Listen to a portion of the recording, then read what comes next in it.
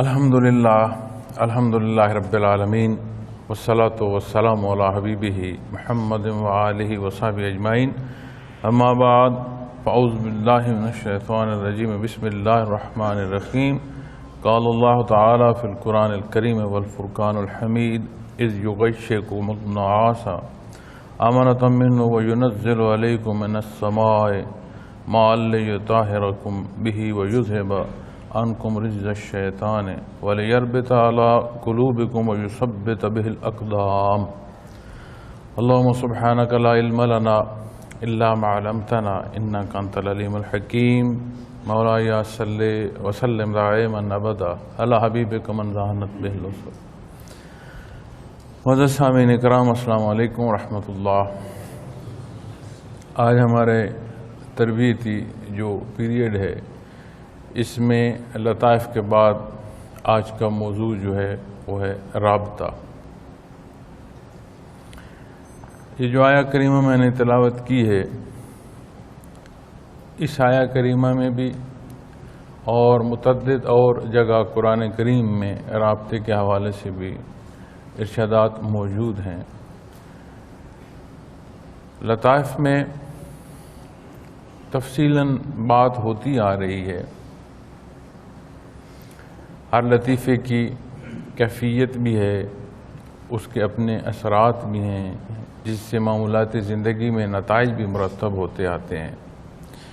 اسی طرح جب ساتویں لطیف تک بندہ پہنچتا ہے الگ ترتیب تو ساتواں لطیفہ پورے بدن میں ایک ایک وجود کے سیل کو ذاکر کر دیتا ہے اور سالک کے اندر یہ کیفیت جو ذکر الہی کی ہے بہت مضبوط ہو جاتی ہے. تو جب ساتویں لطیفے پر پہنچتے ہیں تو پھر واپس پوری توجہ جو ہے لطیفہ قلب پر لائی جاتی ہے. لطیفہ قلب پر پوری توجہ لا کر پھر جو ذکر تیز سانس سے کیا جا رہا ہوتا ہے اسے اپنی جو عمومی انداز ہے سانس کا اس میں ڈھال لیا جاتا ہے. ایک فرق کہ پہلے لفظ اللہ ہر لطیفے میں نیا خانہ دل میں اترتا ہے اور روح کی چوٹ متعلقہ لطیفے پر آتی ہے. یہ چھٹے اور ساتویں میں جو فرق ہے اس فرق کے ساتھ لفظ ہو کہی جاتی ہے. تو رابطے میں ایک فرق آ جاتا ہے، وہ یہ ہے کہ سانس تو لیں لفظ اللہ دل میں اترے لیکن اب کی بار سانس کی جو چوٹ ہے ہو کی وہ پھر عرش عظیم کو جائے. لیکن صورت یہ ہوتی ہے کہ عمومی انداز جو سانس کا ہے پھر تیز سانس نہیں لیا جاتا، زور سے ذکر نہیں کیا جاتا. اس میں ایک خیال جو ضروری ہے وہ کہ ہم جب ذکر کو بیٹھتے ہیں اہتمام کرتے ہیں، تسبیحات پڑھتے ہیں، بیٹھنے کے انداز سے ذکر کی ادائیگی تک خیال رکھا بھی جاتا ہے، خیال رکھنے کی تلقین بھی کی جاتی. اور جب بات لطائف سے بڑھ کر مراقبات کی طرف آتی ہے تو مراقبات میں یہ خیال کر لیا جاتا ہے کہ اب تو خیر ہے، جس طرح سانس تیز نہیں لینی اسی طرح جو بیٹھنے کا انداز ہے وہ بھی ڈھیلا ڈھالا ہو جائے تو کوئی حرج نہیں. کہیں کسی کو ٹیک میسر ہے تو وہ ٹیک لگا لے گا، کسی کو محسوس ہوا کہ میں ٹانگیں لمبی کر لوں تو ذرا آسان ہو جاؤں گا. تو مراقب اسی طرح جس طرح لطائف میں اپنا پورا دھیان رکھنا اسی طرح مراقب کو بھی درکار ہے کہ وہ مراقبہ کرتے ہوئے اپنا پورا متوجہ اللہ رہے. چونکہ مراقبے کا اگر مفہوم دیکھا جائے تو ہے ہی یہ کہ جیسے اللہ جل شانہ کے حضور سالک منتظر بیٹھا ہو کہ میں نے عبادت کی، اللہ کی یاد کی اور اس پر اللہ کریم کی رضا نصیب ہوگی، جیسے کچھ چیز عطا ہو رہی ہو اور اس کا سالک منتظر ہو. اب ذکر کر کے عطا کے انتظار کو ٹانگیں بسار کر بندہ بیٹھ جائے اور خیال نہ رہے کہ میں مراقبہ کرتے ہوئے کس وقت سو گیا اور کس وقت جاگ آ گئی، تو وہ پھر صورت درست نہیں رہتی. وہ جتنی محنت کی تھی اس پر جو حاصل ہونا ہے پھر وہ صورت وہ نہیں رہتی اس درجے کے حصول کی. پھر یہ جو لفظ رابطہ ہے، لطائف بھی اسباق ہیں، ایک مقام ہے اور اس پر ایک محنت کرائی جاتی ہے۔ پھر جب بات مراقبات کی آتی ہے تو وہاں پر بھی مراقبات بھی مقام ہے یا جگہ ہے جس پر تسبیحات بھی ہیں، اور سالک کو الگ ترتیب اللہ کریم جیسے قبول فرمائیں، جیسے عطا فرمائیں، جتنا اس کا احسان ہو، جتنا اللہ رب العالمین اسے نصیب فرما دیں، وہ اپنے اس نصیب سے اپنے اس راہ پر گامزن رہتا ہے۔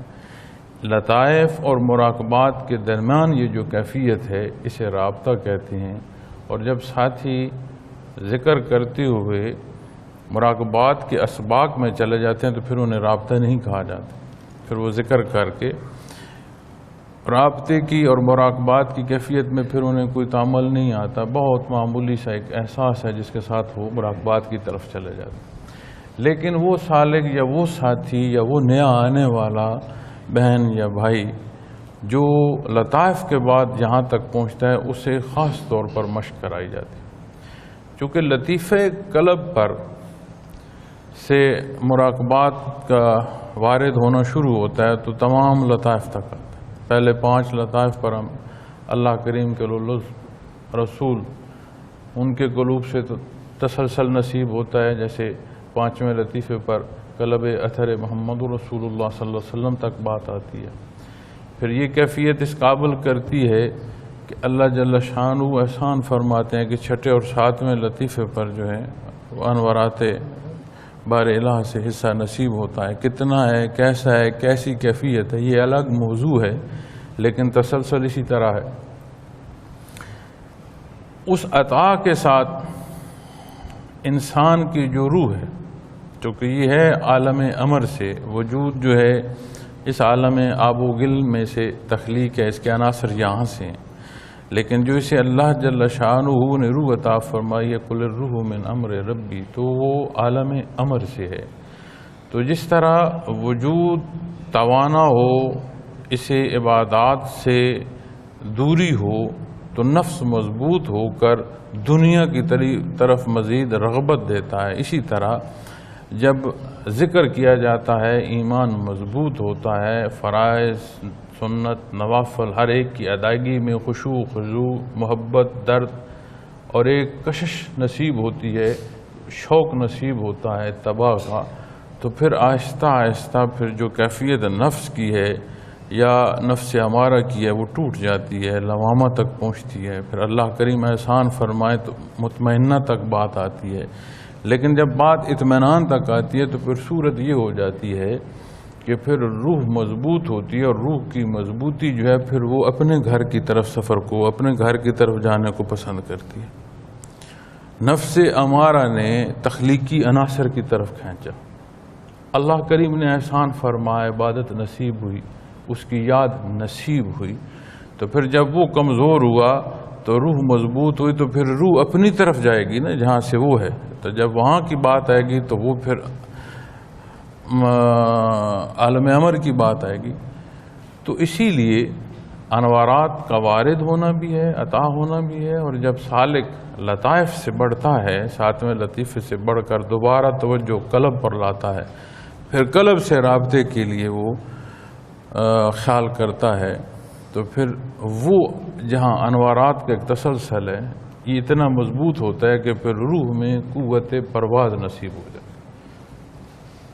یہ ایسا نہیں ہے کہ عبادات ساری جو اختیار کی جاتی ہیں اس سے قوت میں روح میں قوت پرواز پیدا ہو۔ کیفیات قلبی کا اور ذکر الہی کا اور تصوف کا جو شعبہ ہے، جب یہ نصیب ہوتا ہے، چونکہ یہ تسلسل قلب اثر محمد رسول اللہ صلی اللہ علیہ وسلم سے ہے، اب ایسا نہیں ہے کہ جو عبادات ہیں ان کی فرضیت میں کوئی کمی آ گئی، یا سنت کے مقام میں کوئی صورت کمزور ہو گئی، یا نوافل کی جو ضرورت ہے وہ دور ہوگی، ایسی نہیں بات۔ اس سارے موضوع کو تقابل کر کے نہیں دیکھنا، یہ وہ حصہ ہے جو اللہ کے قرب کو جا رہا ہے، تو یہاں پر بات تقابلی نہیں ہے۔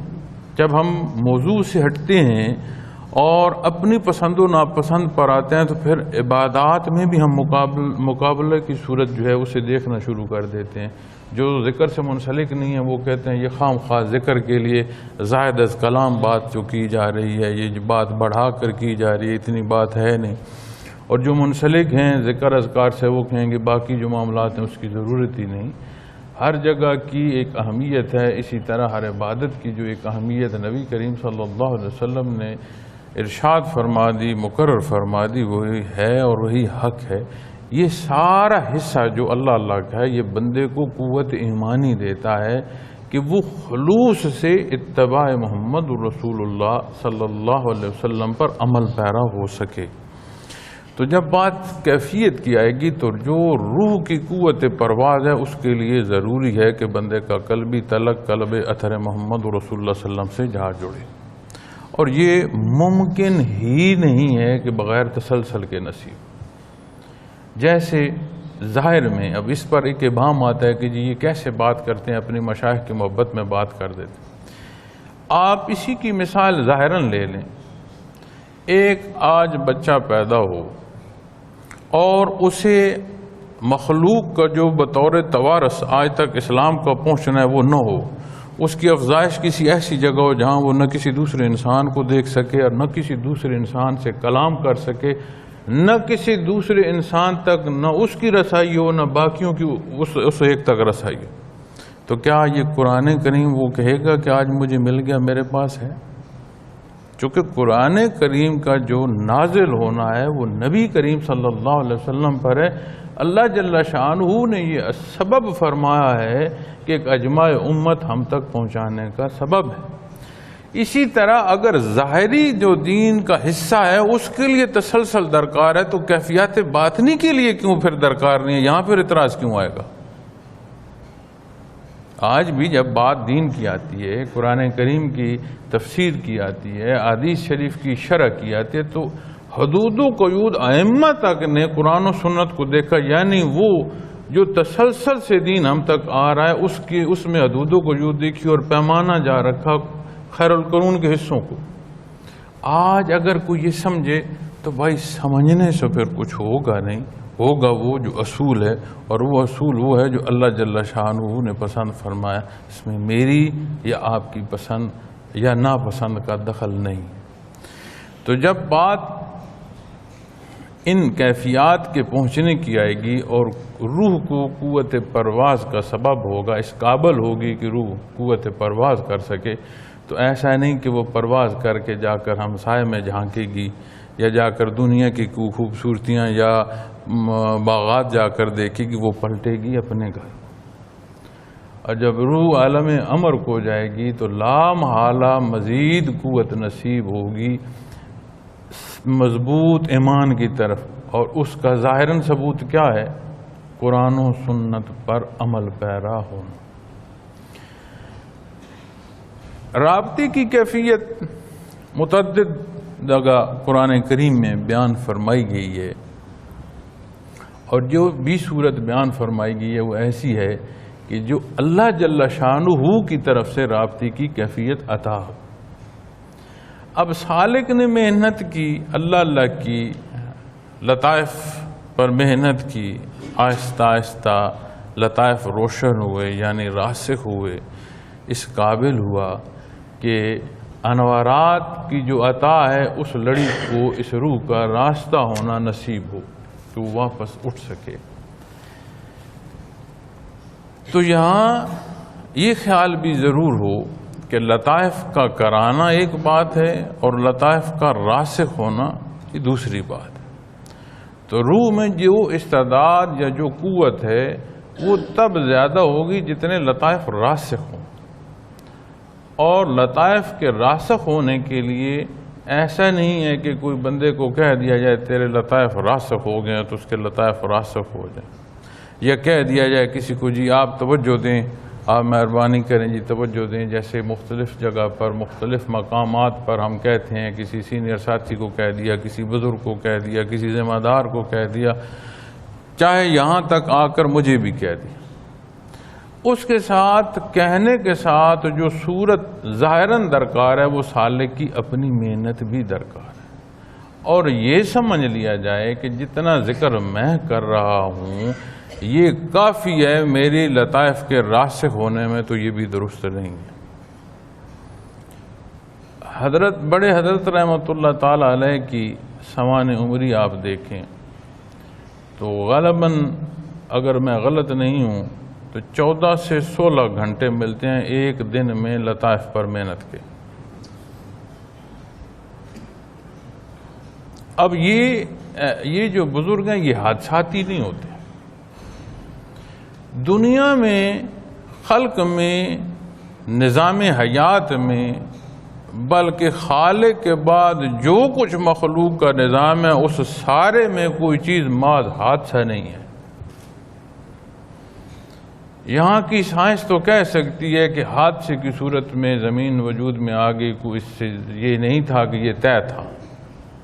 حادثے کی صورت میں جو ہے وہ ستارے یا چاند یا سورج مارز وجود میں آ گئے، اگر یہ حادثہ نہ ہوتا تو یہ ایسا نہیں۔ کائنات ساری کا ایک مربوط نظام ہے، کسی درخت پر سے سوکھا پتا ہوا کے جھونکے سے جس حد تک جا کر گرتا ہے وہ بھی محض اتفاق نہیں ہے، وہ بھی ایک اللہ جل شانہ کا حکم ہے، اس کے تحت عمل ہو رہا۔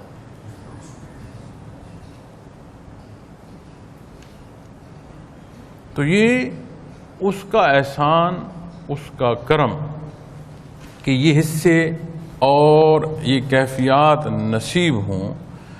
تو جب بات اس طرف آئے گی تو پھر جو بات عرض کرتا آیا ہوں کہ اس کے لیے ضروری ہے کہ عمل کیا جائے اور محنت کیا جائے، چونکہ یہ دنیا جو ہے یہ دارالعمل ہے۔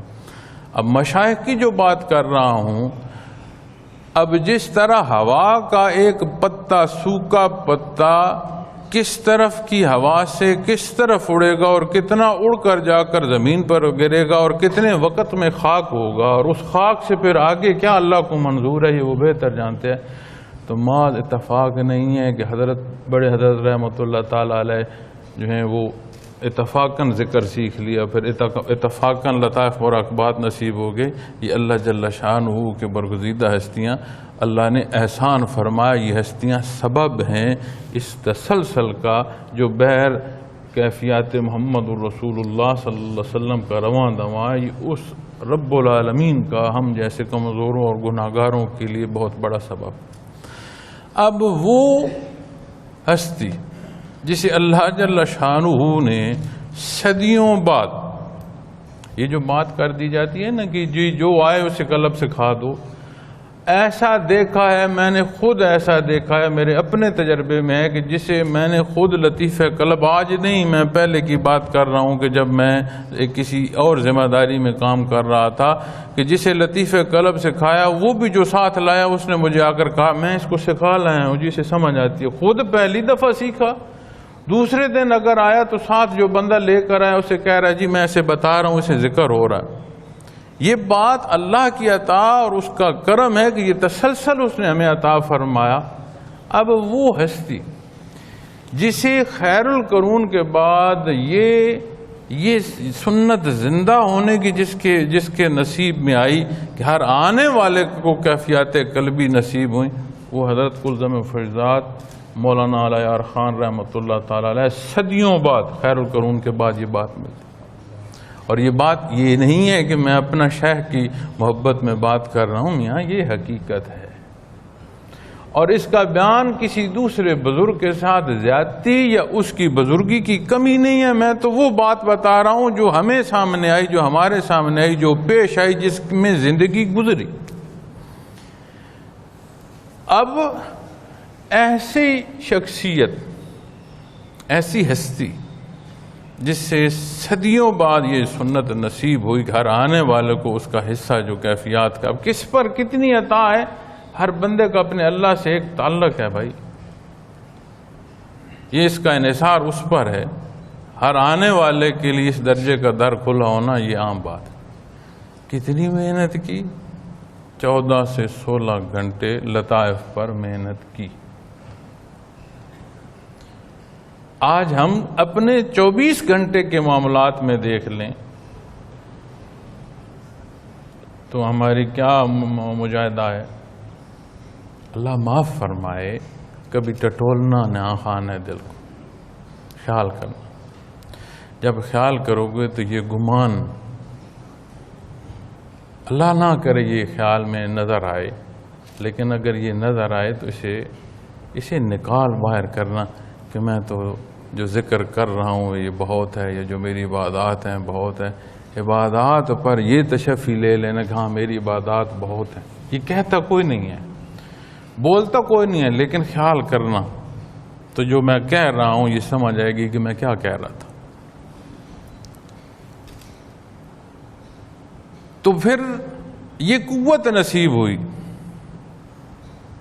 کہ حضرت قاسم فیضات مولانا امیر محمد اکرم اعوان رحمۃ اللہ تعالی علیہ جیسی ہستی کو ان معمولات دنیا سے اٹھایا اور پھر اس طرح سینچا کہ زندگی کی سانسیں ٹوٹ رہی ہیں.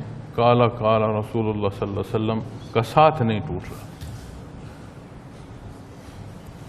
ہم جب جاتے ہیں اپنے معاملات زندگی میں، بازار میں گئے، لین دین میں گئے، اپنی جو فیملی ہے اس میں غمی خوشی ہوگی، تو جب مختلف جگہ پر مختلف امور میں لوگوں سے ملاقات ہوتی ہے تو واپس پلٹ کر آتے ہیں تو ایسے لگتا ہے جیسے اندر خالی ہو گیا ہے.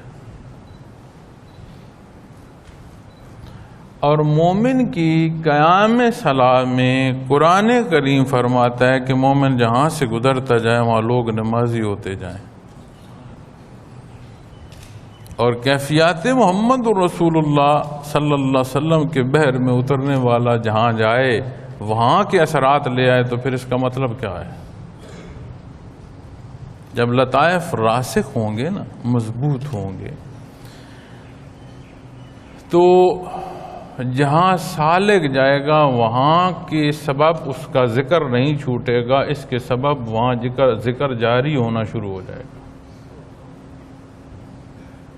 ضرورت ہے کہ وہ محنت کی جائے قرب الہی کی. تو جب لطائف مضبوط ہوں گے تو پھر یہ کیفیت جو ہے رابطے کی نصیب. تو یہ جو آیا کریمہ میں نے تلاوت کی ہے آپ کے سامنے، یہ جو اللہ جل شانہ نے توفیق بخشی ہے، یہ سورہ انفال سے ہے اور اس میں غزوہ بدر کے موقع کے حوالے سے بیان ہے. تو اللہ جل شانہ نے فرمایا، ترجمہ عرض کرتا ہوں کہ جب وہ اللہ تم پر اون کو طاری کر رہے تھے اپنی طرف سے چین دینے کے لیے، اور تم پر آسمان سے پانی برسا رہے تھے تاکہ اس کے ساتھ تم کو پاک کر دیں اور تم سے شیطانی وسوسہ کو دور کر دیں اور تاکہ تمہارے دلوں کو رابطہ سے مضبوط کر دیں، اس سے تمہارے پاؤں جما دیں. ظاہری طور پر غزوہ بدر کی جو صورت ہے وہ صرف غزوہ بدر کی صورت موقع کی نہیں ہے. جہالت کی جب انتہا ہو گئی تو جو طبقہ محکوم تھا آج کا محکوم طبقہ اس طرح بھی نہیں پس رہا جس طرح وہ طبقہ پس رہا تھا. برائی اپنے عروج کو پہنچ چکی تھی. جب بعثت محمد رسول اللہ صلی اللہ علیہ وسلم ہوئی تو برائی اپنی اخیر کو پہنچ رہی تھی. تو انسان کی زندگی اس کے حیثیت سے تھی، وگرنہ کسی کی زندگی کا کوئی اہمیت نہیں تھی. کسی کی عزت کی، کسی کی آبرو کی کوئی حیثیت نہیں تھی، اس کے ہونے سے تھی کہ وہ کس حیثیت سے. آپ مکی زندگی میں صحابہ کرام رضوان اللہ علیہم اجمعین پر جو ظلم کیے گئے آپ وہ غور فرمائیں، کیونکہ معاشرے میں کمزور حیثیت کے وہ لوگ جو اللہ کے ہاں مقبول تھے معاشرے میں کمزور تھے، تو وہ معاشرے کی جو سختی تھی وہ ان پر کئی گنا اور بڑھ گئی. اب صورت تو دیکھیں نا وہاں کیا کیا. اب اس صورت کو دیکھیں کہ بھری آبادی میں انسان کی کھال ادھیڑ کر اس میں کنکر سی دیے جائیں اور اسے تپتی ریت پر لٹا دیا جائے تو کیا صورت ہوگی؟ اور آبادی یہ نہ کہے کہ کیا کر رہے ہو، سارے کہیں درست کر رہے ہو۔ کمزور ہے اسے گرفت کر کے غلام بنا کر بیچ تو وہ تا حیات اس کی ذات ختم ہوگی، جو مالک کہہ رہا ہے وہ وہی کر رہا ہے۔ تو بے شمار واقعات ملتے ہیں جو یہ سمجھاتے ہیں کہ اس وقت ظلم اور ظلم کی جو قوت اور جو شیطنت کے حصے تھے وہ مقابل تھے غزوہ بدر میں ان لوگوں کو جو محکوم تھے، کمزور تھے، جن پر اللہ نے نبی کریم صلی اللہ علیہ وسلم کی صورت میں احسان فرمایا۔ اب یہ بات اس لگ بھگ 1000 لشکر یا ان 313 صحابہ کرام رضوان اللہ علیہ مجمعین کی نہیں تھی۔ خطہ عرب بیٹھا دیکھ رہا تھا کہ جو کچھ نبی کریم صلی اللہ علیہ وسلم فرما رہے ہیں اگر تو یہ سچ ہے تو اہل مکہ جو ہیں یہ ان کا کچھ نہیں بگاڑ سکیں گے۔ اگر اہل مکہ غالب آ جاتے ہیں تو پھر جو کچھ یہ کہہ رہے ہیں یہ درست نہیں ہے، کہ واقعتاً یہ اگر اللہ کے نبی اور رسول ہیں اور جو کچھ ارشاد فرما رہے ہیں اگر یہ حق ہے تو پھر خطہ عرب میں سب سے جو بڑی قوت تھی وہ اہل مکہ میں تھی، سب سے بڑی جو اس وقت کی بزرگی یا بڑھائی یا سرداری تھی، اور سخت جنگجو تھے، مانے ہوئے جنگجو تھے، حالات حرب کو بہت اچھا جانتے تھے چلانا۔ تو خطہ عرب منتظر تھا کہ یہ اس کا نتیجہ کیا ہوتا ہے۔ آپ غور کریں کہ اس کے بعد پھر اسلام کا پھیلنا اور تیزی سے ہو گیا کہ لوگوں کو یہ سمجھ آ گئی 1000 کا لشکر جس میں بڑے مانے ہوئے جنگجو، ہر قسم کا جو جنگی آلات ہیں اس سے لیس، 313 کا سامنے مقابل لشکر، جن کے پاس سواریاں کو 70 کے قریب، 10-11 کے قریب ہتھیار، کھانے کو کھجور پوری نہیں، پہننے کو لباس پورا نہیں، بمشکل 70 وجود کا 70 ڈھانپ رہے ہیں بمشکل، اور زرہ بند لشکر ہے سامنے۔ تو اگر انسانی مقابلہ لائیں اور پھر وہ طبقہ جو محکوم رہا وہ اس ظالم طبقے کے سامنے ایسے بے سر و سامانی میں کیسے جا کر میدان کارزار میں کھڑا ہو گیا؟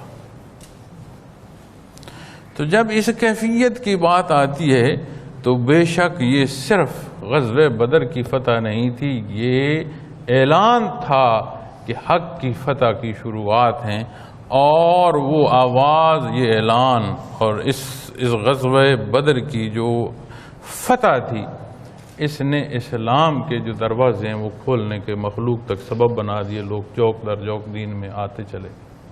اب یہاں پر جو بات ہے اس کی 2 صورتیں، ایک صورت ظاہراً مشکل حالات ہے، صورت ظاہراً مشکل حالات ہیں، کوئی سمجھ نہیں آتی کہ کیسے ممکن ہو کہ اس قوت سے جو مخالف کھڑی ہے نبردازا ہوا جا سکے۔ ایک صورت یہ ہے، اور یقین مانیں اگر کوئی اللہ جل شانہ نے اس دنیا میں ذات پیدا فرمائی ہے جس سے عشق کیا جا سکے وہ ذات ہے محمد الرسول اللہ صلی اللہ علیہ وسلم، اور اس دنیا کی ساری حیات معلوم دنیا سے لے کر دنیا کی پیدائش اور قیامت تک اگر کوئی محبت کرنے والوں نے منزل کا نشان بنایا ہے تو وہ ذات ہے صحابہ کرام رضوان اللہ علیہ مجمعین کو، جنہیں ماں باپ اولاد جان آبرو ہر چیز سے ذات پیاری تھی محمد رسول۔ ان کے سامنے یہ تکلیف کم تھی کہ ہمارا بازو کاٹا جائے گا، مجھے زخم آ جائیں گے یا میں شہید ہو جاؤں گا، ان کے لیے اس سے بڑھ کر تکلیف تھی کہ کوئی خزانہ نبی کریم صلی اللہ علیہ وسلم کو نہ جا پہنچے۔ تو یہ وہ کیفیت ہے جسے ہم نہ الفاظ دے سکتے ہیں اور نہ اس کا احساس کا کوئی ذرہ ہمارے اندر اس درجے کا پیدا ہو سکے کہ اس محبت اور اس عشق اور اس جذبے کو سمجھ سکے۔ ان حالات میں اور ان سختیوں میں اللہ جل شانہ کیا فرماتے ہیں؟ وہ فرماتے ہیں کہ آیا کریمہ کی باقی تفسیر میں نے کرنی شروع کی تو پیریڈ تو ہمارا ویسے ختم ہو گیا، تو بات بہت دور چلی جائے گی۔ کبھی موقع ملا تو انشاءاللہ جو بیان جمعہ کا یا ویسے جو بڑے بیان ہوتے ہیں ان میں ضرور عرض کروں گا۔ تو جو بات وہاں ہو رہی ہے اللہ جل شانہ کی عطا کی، تو اللہ کریم نے یہاں ان کی ایک صورت نواس کی جو تھی جسے نیند کا دیا گیا، تو ہم تو سمجھتے ہیں نیند سے مراد یہی ہے کہ جیسے عمومی سو جانا ہے تو بے خبر سو جانا ہے۔ تو یہاں جو قرآن کریم میں ارشاد ہو رہا ہے اور اس پر جو حضرت رحمۃ اللہ تعالیٰ علیہ نے تفسیر فرمائی ہے، یہ بڑی واضح کرتی ہے کہ یہ ایک جذب کی کیفیت تھی، اور بڑا خوبصورت تفسیر آپ نے فرمایا، یہ عمومی نیند نہیں تھی، اس لیے تھی کہ اللہ جل شانہ ان کے قلوب کو مطمئن فرما دے، اطمینان بخش دے، انہیں حضور حق کی وہ کیفیت نصیب ہو جائے کہ اس عالم آب و گل کے حالات اور اس کی تنگیوں سے بے نیاز ہو جائیں، انہیں اور کسی بات کی فکر نہ رہے سوائے اللہ جل شانہ کے حکم کی تعمیل کی۔ پھر صورت ملتی ہے کہ اس کے ساتھ ان پر آسمان سے پانی بھی برسا۔ میدان بدر میں کفار کے پاس جو جگہ تھی وہ مٹی کی بھی تھی، بلندی کی طرف بھی تھی، اور مسلمانوں کے پاس جو جگہ تھی وہ ریتلی بھی تھی، اور تھوڑی اس کے نسبت نیچے جگہ ایک سائڈ پر تھی۔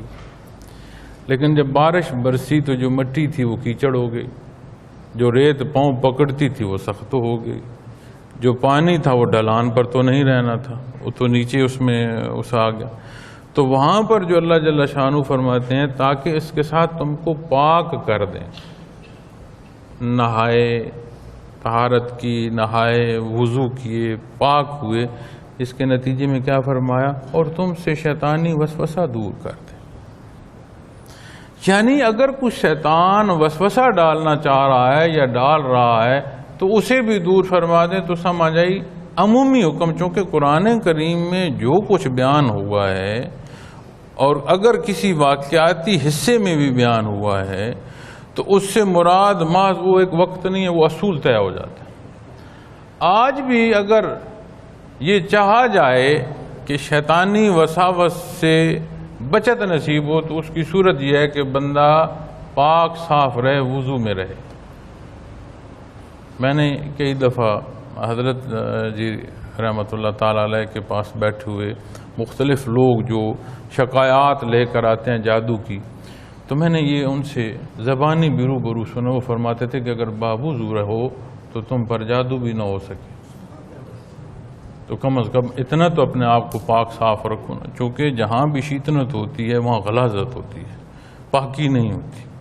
جتنی ناپاکی بڑھتی جاتی ہے اتنے شیطان کی گرفت جو ہے وہ آسان ہوتی ہے۔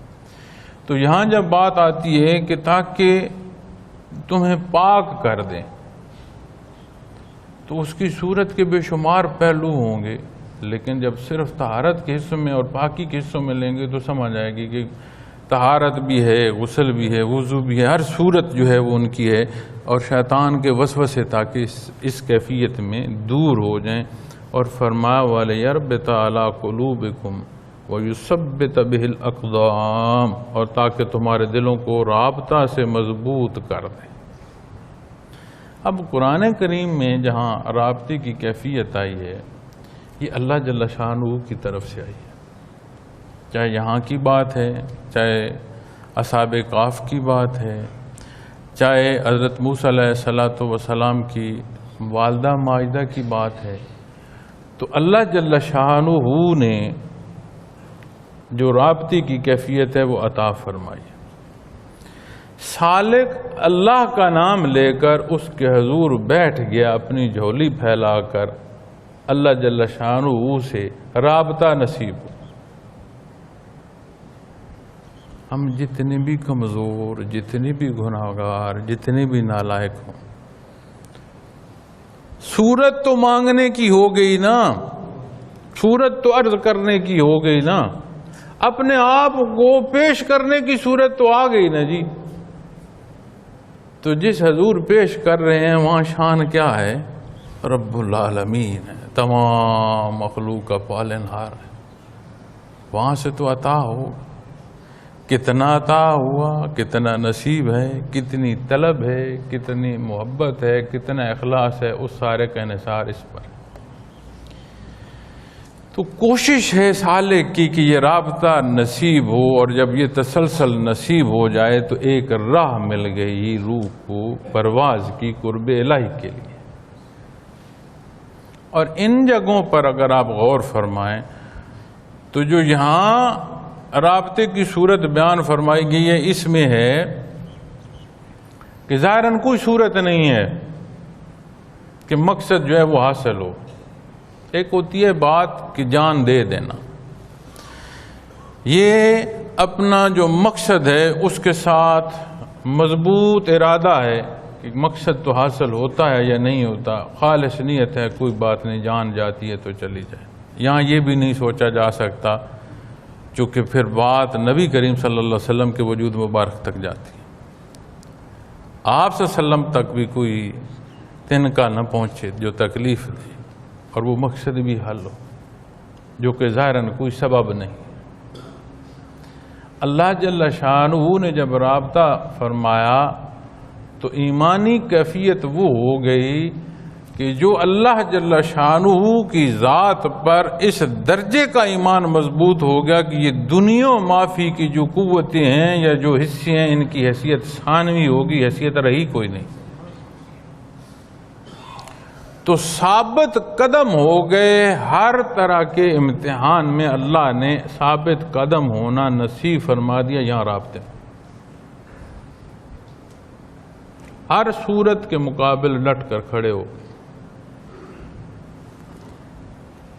سورہ کاف میں جب بات رابطے کی آتی ہے اور ان کے قلوب کو یہ کیفیت نصیب ہوتی ہے تو وہ لوگ یا وہ نوجوان یا وہ بچے جو اپنی قوم میں اچھے حیثیتوں کے تھے، جن کے والدین یا عزیز و اقارب اس وقت کے جو بادشاہ ہیں یا سرکردہ لوگ ہیں ان کے قریبی تھے، معاشرے میں بڑے مقام کے تھے، لیکن وہ معاشرہ شرک میں مبتلا تھا، اور یہ چند نفوس حق کو مانا انہوں نے۔ اور جب وہاں رابطے کی بات آتی ہے تو قرآن کریم سے آیا کریمہ دیکھیے گا، اللہ کریم فرماتے ہیں کہ جو انہوں نے ہدایت اختیار کی، اللہ کریم نے ان کی ہدایت کو اور بڑھا دیا۔ جو ایمان کے حصے انہوں نے اقرار کیے اس میں اللہ جل شانہ نے اتنی بڑھوتی عطا فرما دی کہ ان کے سامنے پھر یہ بے معنی ہوگی کہ دنیا کی جو حیثیتیں ہیں یہ تو جاتی رہیں گی۔ جو جاؤ جلال کفر و شرک میں تو مبتلا ہے، پر دنیا کا جاؤ جلال ہے، ہم اس کے روبرو کیا کریں گے، ہماری حیثیت کیا ہوگی، یہ ساری بات چلتی رہی، جاتی رہی، ہدایت میں مزید ترقی نصیب ہو گئی۔ اور جب بات اس واقعے کی آئے گی جہاں وربطنا بات یا لفظ مبارک یا یہ کیفیت مبارک آتی ہے حضرت موسیٰ علیہ السلام کی والدہ ماجدہ کی، تو وہ موقع ہے جب انہیں الہام ہوا، القاء ہوا کہ حضرت موسیٰ علیہ السلام کو دریا میں ڈال دیں۔ اب دریا میں ڈال دیا، ماں ہے، نوزائیدہ بچہ ہے، فرعونی تو قتل کر رہے ہیں، ایک لحظے کو سوچو تو کہ صحیح کہ نوزائیدہ بچہ ہو اور اپنا بچہ ہو اور اس کو دریا میں کسی بکسے میں، کسی چیز میں، کسی ٹوکری میں رکھ کر ڈال دیا جائے تو کیا صورت ہوگی؟ پھر ڈالنے والی ماں ہے جس کے بطن سے وہ پیدا ہو۔ تو جب وہ تڑپ پیدا ہوئی نا تو قریب تھا کہ وہ تڑپ بول میں آ جاتی، زبان پر آ جاتی کہ ہائے میرا بچہ تو میں نے دریا میں ڈال دیا۔ اللہ جل شانہ کو نہیں منظور تھا کہ فرعون یہ بات سنیں کہ یہ اولاد ان کی ہے تو وہ انہیں قتل کریں یا نقصان۔ پھر فرمایا کہ میں نے ان کے دل کے ساتھ رابطہ فرمایا. اب پہلے جو حکم تھا اس کی انہوں نے تعمیل کی. جب تڑپ پیدا ہوئی تو اس پر صبر نصیب ہوا، یعنی ثابت قدمی نصیب ہوئی. جو حکم تھا، جو مانا، اس کے ماننے پر قرار آ گیا، سکون آ گیا. تو جب یہاں بات آئے گی رابطے کی اور سالک کی، اس کیفیت کی کہ اسے رابطہ نصیب ہو، تو اس کا ایمان مضبوط ہوگا. ایمان کیا ہے؟ ایک کامل یقین کی کیفیت ہے. یقین کیا ہے؟ جیسے ہم کہتے ہیں نا جی کہ علوم ظاہر سے ماننے کی جو کیفیت ہے وہ بڑی، اس ماننے کے ساتھ جو یقین کی کیفیت ہے یہ ہم کہتے ہیں یہ باطنی حصے ہیں. جیسے دھواں دیکھیں تو دھواں دیکھنے سے ضروری نہیں ہے کہ آپ قریب ہوں، اندازہ ہوگا کہ وہاں آگ ہے. آگ ہوگی تو دھواں ہوگا نا جی. آگ کی صورت ہے دھواں، تو وہاں کوئی چیز جل رہی ہے تو دھواں ہے نا جی. شعلے ہیں یا نہیں، آگ کی کوئی صورت تو وہاں موجود ہے تو دھواں اٹھ رہا ہے. تو یہ وہ بات ہے جو دلیل سے ہے. تو قرآن کریم جو ہے بے شمار حصے بیان فرماتا ہے جہاں حق کے ہونے کی تصدیق ہوتی ہے. ایمان کی کیفیت جب اللہ اللہ کی جائے تو جو کچھ کہا گیا ہے اس کے ماننے پر قائم ہونا شروع ہو جاتی ہے.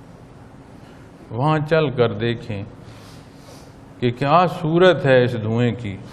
تو جب آپ دیکھتے ہیں نا، مشاہدہ کرتے ہیں، تو مشاہدے کی صورت میں عین الیقین کی کیفیت سمجھ آتی ہے کہ نہیں بھائی آگ ہے، ایسے ہی غلطی نہیں لگی. تو ہاتھ ڈال دیں تو جو وہ عین الیقین ہے وہ حق الیقین میں بدل جاتا ہے. تو پھر یہی یقین کی صورتیں جب ذکر کرتے جائیں اور اللہ جل شانہ کا رابطہ نصیب ہو جائے. ہم تو اپنا رابطہ کرنے کی کوشش کر رہے ہیں، یہ بھی کوشش کرنے کی توفیق اس نے عطا فرمائے. جب رابطہ من جانب اللہ، رابطے کی کیفیت نصیب ہوگی تو ایمان کی کیفیت حق الیقین پر ہو جائے گی. پھر سمجھ آ جائے گی، ثانوی حیثیت چلی جائے گی دنیاوی امور کی. اللہ رب العالمین صدق کے دل سے ذکر کرنے کی توفیق عطا فرمائیں اور وہ حضوری اور حضور حق کی کیفیت عطا فرمائیں جو ہماری حیات کو، ایک ایک حصے کو اتباع محمد رسول اللہ صلی اللہ علیہ وسلم میں ڈھال دیں. وآخر دعوانا ان الحمد للہ رب العالمین.